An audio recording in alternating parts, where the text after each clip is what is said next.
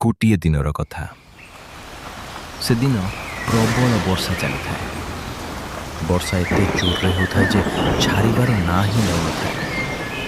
सेतिपाई गोटे बड़ गछ मूले बहुत लोक आश्रय नहीं थांती। सेही लोक मानक भितरे जने साधु बाबा मध्य वर्षा जोगु सेठारे अटकी जाई थांती। हठात साधु जनक निजर दिव्य दृष्टि सबकिछि देखि पारिले। से समस्त को चाही आश्चर्यजनक कथाटिए कहिले, हे लोक माने, आज एही गछ मूले कहार मृत्यु जोग अछि। कौनसी कारण जोगु सेही पापी लोकटी मरी पारु नाही। सेथिपाई आज वर्षा मध्य थमु नाही। साधु को कथा सुनी समस्ते बहुत डरीगले एवं मन दुख कले। समस्ते परस्पर को सन्देह नजर में चाहिए। सेतेबेले समस्ते साधु को यार समाधान पचारिले। साधु कहिले, यार गोटे उपाय अछि। एठार 100 मीटर दूर रे से जो ताल गछ देखा जाउछि, तुमे माने जन जन करी से ही गछ पाखकु जाओ। जहार मृत्यु लेखा थिबो से सेठारे मरिबो, आउ बाकी समस्ते निज निज घर को सुरक्षित फेरी जाई पारिबे।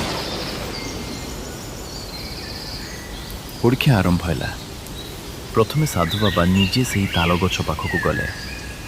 तांकर किछि हेलानी, से भलरे फेरी आसिले। तापरे आउ जने गले, तांकर भी किछि हेलानी। एमिति करी जने महिला मध्य गले एवं सुरक्षित फेरी आसिले।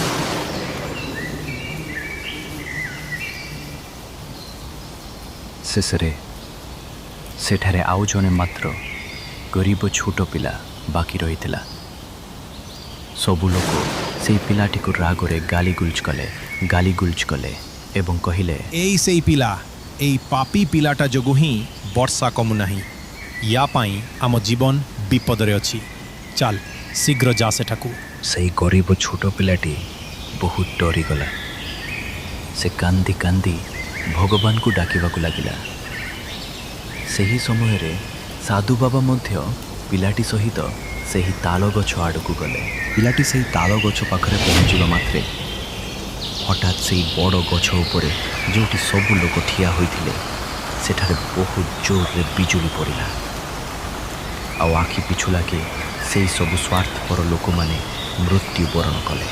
सही दृश्य देखि साधु बाबा आश्चर्य होई गले एवं आखिरु लुह गड़ाई कहिले, धन्य प्रभु, धन्य तुमर लीला। हे निष्पाप शिशु, प्रकृतरे तुमर पुण्य एवं सरलता जोगु ही सेही पापी लोक माने एते समय बंची रहिथिले। तुम जोगु से माने सुरक्षित थिले, हेले से माने तुमको ही दोष देउथिले। एई कहानी हमको शिक्षा मिले कि भगवान सबुबेले सरल और निर्दोषी मानक संगे थांती, अहंकारी मानक सह नुहे। ओम शांति।